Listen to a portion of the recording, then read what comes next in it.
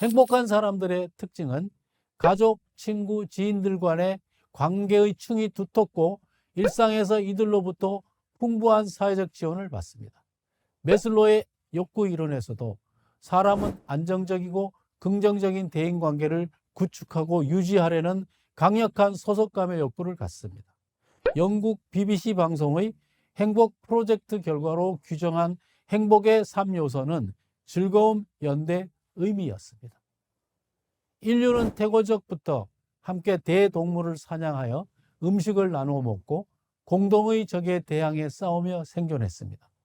가정은 자식을 낳아 포식동물과 자연으로부터 보호하여 성숙할 때까지 양육하기 위해서 꼭 필요했던 기본적 연대입니다. 물질적인 여건의 개선이 행복에 주는 영향은 곧 제자리로 돌아가는데 이를 쾌락 적응 현상이라고 합니다.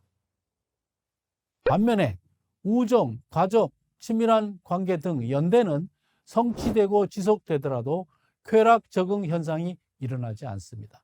연대에는 특별하고 고유한 성질이 포함되어 있기 때문에 연대를 강화하고 도움을 주고 즐기는 것이 삶에 도움이 됩니다.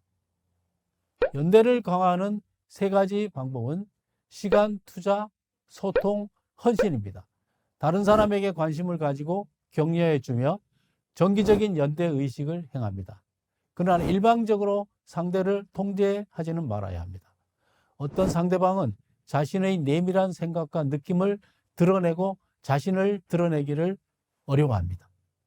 이런 사람들은 천천히 강화되는 관계 속에서 더 많은 자기 표현과 친밀감이 생겨나게 해야 합니다.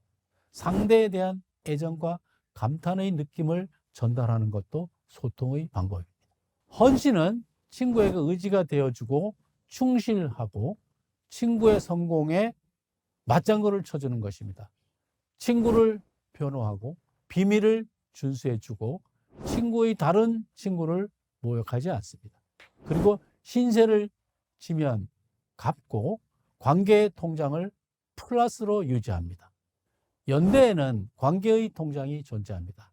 관계의 통장을 플러스로 유지하는 것은 내가 상대방에게 주는 것이 받는 것보다 크게 하는 것입니다.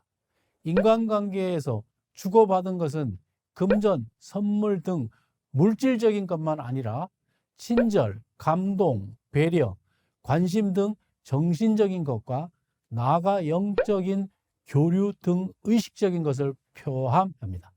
부부, 가족, 친구, 친지 사이에도 관계의 통장은 작동하므로 이때에도 관계의 통장을 플러스로 유지하는 것이 중요합니다. 더 나아가 비즈니스 관계, 사회적 관계, 정치적 관계 등에서도 관계의 통장은 유효하며 받기보다는 주기에 노력하는 것이 연대를 강화하는 방법입니다. 연대를 위한 칭찬의 유용성에 대해 정리해 봅니다. 칭찬은 마음과 영혼의 산소와 같은 것입니다.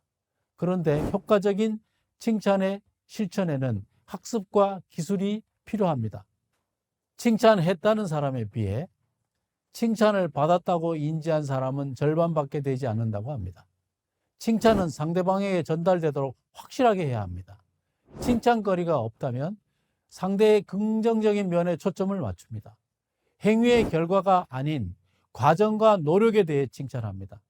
잘못에 대한 질책은 사실 차원에서만 언급하고 감정을 섞어 말하지 않습니다. 칭찬에 인식한 사람은 자신이 칭찬이 필요한 존재이기 때문이라고 합니다. 칭찬은 연대를 강화하는 데 유용합니다. 심리학자인 요셉 루스트와 해리 잉그햄에 의한 이론으로 자기 공개와 피드백의 측면에서 인간관계를 진단하는 도구로 사용됩니다. Y축은 자기 자신의 노출 정도를 나타내며 0에 가까운 쪽이 자기 노출이 적음입니다. X축은 상대방의 노출을 받아들이는 정도를 나타내며 0에 가까운 쪽이 피노출 정도가 많음입니다. 혼동하지 않도록 유의하시기 바랍니다. 두 요소를 조합하여 4분면으로 구분한 매트릭스를 만듭니다. 1분면의 유형은 자기 공개와 피노출 영역이 넓어 인간관계가 원만한 유형으로서 긍정의 창이라고 부릅니다.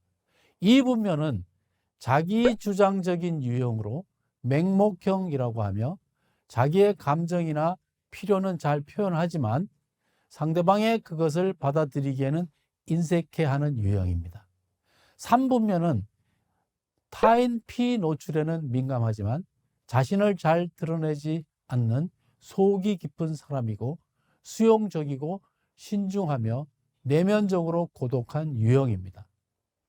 4분면은 고립형으로 나도 상대도 잘 드러내지 않아 서로 잘 알지 못하는 유형이며 커뮤니케이션 슈던이 많은 시대임에도 의외로 이런 유형의 사람들이 많습니다. 성격 유형의 형성에는 유전적, 환경적 요인이 있습니다.